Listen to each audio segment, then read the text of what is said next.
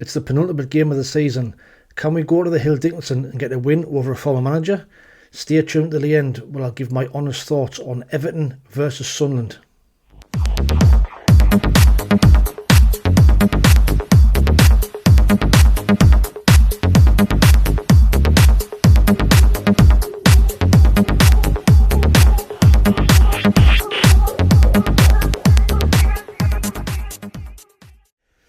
Hello, how we're getting on? Hope you're alright. So we're back again with another video.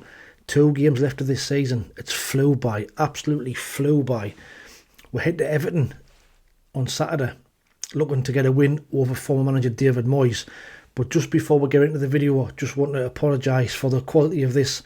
As you know, I was bad yesterday. Not had much time. I'll go away on holiday tomorrow, so this is kind of a rush job to get the video out. So sorry there's no fancy graphics and what have you, but it is what it is. Hope you still enjoy it. But anyway, David Moyes, his second spell in charge at Everton. He was there from March 2002 to June 2013, where the win percentage of 43%. He then had spells at United, Real Sociedad, West Ham twice, and he's now back at Everton. No surprise though to see his worst win percentage was with us at just 18%. That spell that he had in 2016-2017 was now short of disastrous really. I was excited when he took charge, but when he gave his first interview and said we're in a relegation battle, things just went downhill from there, and the whole season was just a season to forget. It was absolutely horrendous from start to finish. But like normally happens, he's gone elsewhere and he's gone back to Everton and he's now having another successful spell. Now, even though Everton have had a decent season, the Finalysis fans only rate him at 62 in the league table. That puts him 16th out of 20 managers in the league. Only Nuno Espirito Santo, Rob Edwards, Arne Slot and Scott Parker are below him. So the Everton fans are not really best pleased with what he's done or how he's gone about it. So I'm surprised at that because they are level on points with us. They're above us on goal difference. Now theirs is 0. I think ours is -9. They've played 36 this season, won 13, drew 10, lost 11. Scored and conceded 46. They sat on 49 points. Now maybe the reason that Moyes has got a bit of a low score is because of the poor home form in that new stadium. The record at the Hill Dickinson isn't the best of reading, to be fair. Played 18, won 6, drew 5, lost 7, scored 25, conceded 24 and took 23 points at home. These big stadiums, I'm not sure what it is. You know, Tottenham have kind of suffered this season with their stadium. Everton have suffered the same. West Ham suffered since they moved to the old Olympic Stadium, London Stadium there. So is it these big stadiums have got the atmosphere because they haven't got the history there like our stadium, Roker Park, where we moved before we went to the Sol? Is it that type of scenario where these big stadiums are struggling to establish themselves? But the recent form has been quite poor as well. They've got no wins in the last 5, 2 defeats to Liverpool and West Ham, 3 draws against Brentford, Man City and Crystal Palace. This is their last home game though, and they will be looking to sign off with a win. Now we know the last home game was Man City as well. That was a great performance, another 3-3 draw. Should have won the game, to be fair. They were getting beat 2-0, come back to win 3-2 and then conceded in the last kick of the game, more or less. So heartbreaking for them, but not in the best of form. But having said that, they do have some quality in the side. The Finalysis rated players: Keenan Dewsbury-Hall, James Garner, Jack Grealish before his injury, Iliman Ndiaye and Jordan Pickford. One of our own, as we know. But we know Grealish has missed best part of the season. He got injured early on, didn't he? So Keenan Dewsbury-Hall and Garner have been there two kind of top rated players throughout the season. I think Dewsbury-Hall was injured at the early part as well, so he's come back in and made an impact. But they're the top 5 players for them this season on Finalysis. Now the best 11 on the app is this. So Pickford, O'Brien, Tarkowski, Keane and Mikalenko, Idrissa Gueye, James Garner, Ndiaye, Dewsbury-Hall, Grealish and Tierno Barry up front. Now they've got Beto as well, but I think Barry is the one who's kind of come into his own second half of the season, scored a lot of goals and looks more of a threat than Beto. Having said that, I think Beto came on and got 2 goals against Man City, or was it the other way around? I get them mixed up. I think it might have been Beto that came on. But I'm looking forward to the game. You know, the rapport that we have with Everton and all the work that they did for Bradley Lowry was fantastic. We've kind of gelled together since that period. It was fantastic, and we'll always respect them for what they did for Bradley and his family. Good thing though for us is that Jack Grealish is out, so they've got nobody with long hair, so we should be alright and get nobody sent off. But what's your thoughts on Everton? You know, they're a decent side, but without kind of excelling. They're always kind of a mid-table team. They did flirt with relegation, you know, in recent seasons, but David Moyes has kind of stabilised them this year. But the fans are still not happy. You know, their expectations moving into that new stadium will have probably been bigger than where they've achieved. They've still got an outside chance of promotion, so European football. So you never know. We'll see how the game plays out. But what about us then?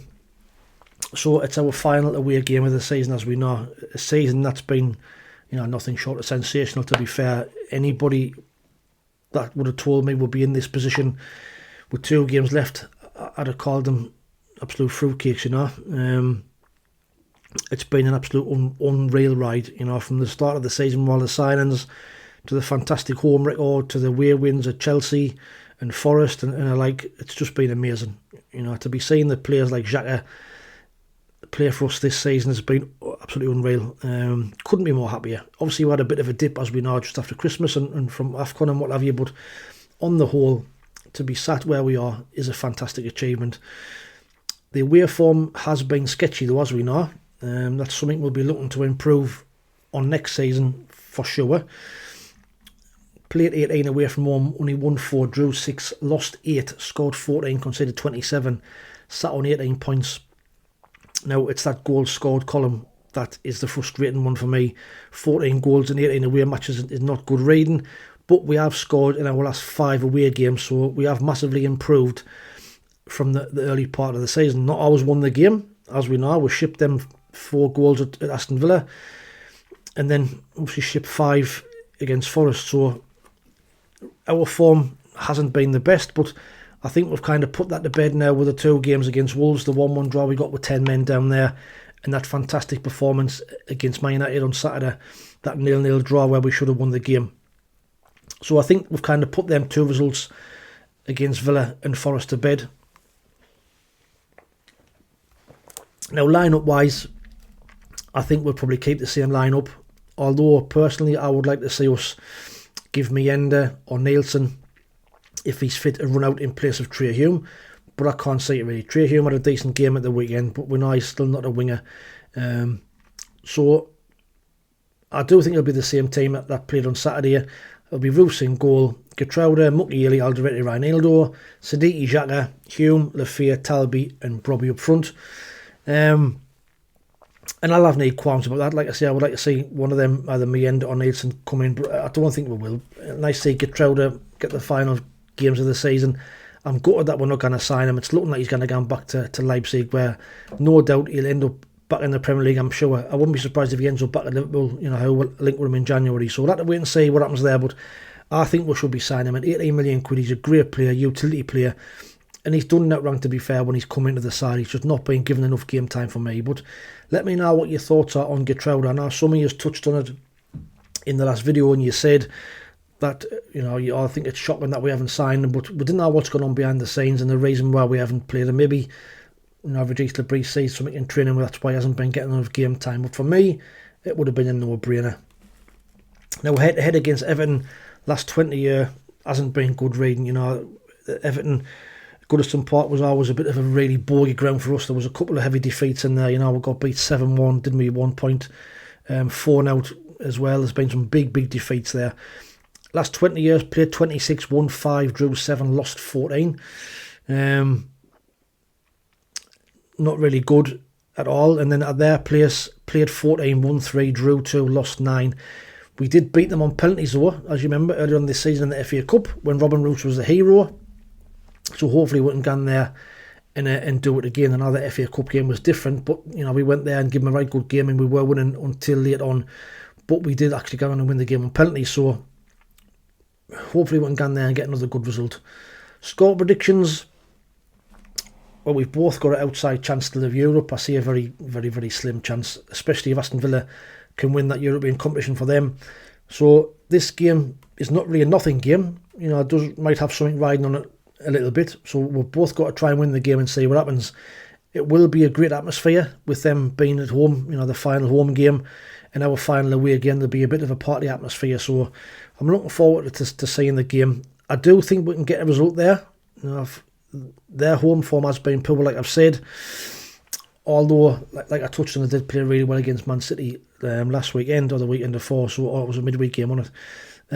But like I say, I think we can go there and I think we can get a result. So I'm going to go for Everton 1, Sunderland 2 to keep our slim European hopes alive, which will set us up nicely to Chelsea at home on the final game. Hopefully, we might have to beat Chelsea to get above them, you know, and to finish above Chelsea in your first season back in the Premier League will be some achievement. So, what's yours? You know, what's your score prediction? Get it in the comments below for a chance to get into that competition where there's only 2 games left. Now, 12 people last week predicted a draw versus Man United. Good effort from you. So, Alex Dickinson, Brian Greener, Colin Horton, David Edwards, John W, Malcolm Hopkirk, Mark Aki, Peter Smith, Ria Knight, Tim the Minion, Tony Huntington and Trevor Henderson all got 2 points each. That leaves the overall scoreboard looking like this. I've took my name off the top. So Tony Huntington is in front on 48, Mark Aki's on 45, Peter Smith on 42, Chris Carter-Jackson on 41, John Ruddock, Stephen Smith on 40, Alex Dixon on 39, Brian Green and Gary Hoyle on 38, David Jackson on 36 along with Gary Dunn, Ria Knight 32, Steve SM60 at 32 and the Man of the World on 31. Now that leaves this with 2 games to go. These are the people still left in who can still mathematically win the shirt. So down to 38 points. You know, if Brian Green and Gary Hoyle predict the next 2 results right and you know, the top ones didn't get any more points, then there's a chance they could join and go joint top. But Tony Huntington sat there out in front, 3 points ahead of Matty. So get yours in the comments below for a chance to get on that leaderboard. Now finally, just before I go, I wanted to give a mention. So former Sunderland player Anthony Smith is taking part in a charity walk for a little girl called Avarnis-Maes, who is fighting a rare form of cancer. She's only the 13th person in the world to be fighting this kind of form of cancer, this awful disease. They're trying to raise £4,000 to support Avarnis-Maes. They've almost done it, got 92% of what they're looking for. They've raised £3,675 so far. It's a charity walk taking place on Saturday the 30th of June at 10:30. Started at CM Cenotaph, finishing at the Colby Tavern. It's around 6-7 miles. If you want to enter the walk, it costs you £10, which goes direct to the cause. You can just donate straight away. You know, Anth's drummed up loads of support to help. Jill Scott, Gary Bennett, John Byrne, Davy Rush, Mick Harford, Josh Kelly, loads more have helped and have helped promote it and make people aware. So, you know, great effort from Anth. The link will be in the description below. Anybody who wants to support or wants to, you know, get along to the walk, pay your tenner and go and do the walk. Be great for people to go and support that. Also, please keep, you know, downloading and follow me on Finalysis. I'm currently on 60 followers, closing on that top spot of 68. So if you don't mind, hit that or click the share. Start again. Click the QR code on the screen, scan that, follow me on there, and we'll get that close to them 68 followers before the end of the season. Also, if you're not subscribed already and you are enjoying the content, hit the little black button. It's free, costs you out, and we'll see if we can get the channel heading towards them 6,000 subscribers. But in the meantime, watch out for the match review coming out when hopefully we'll get a decent win against Everton. But in the meantime, as I always say, thanks for watching, take it easy, stay safe, and we'll speak soon. Ta-ra. Sunderland's where we live and fight with pride.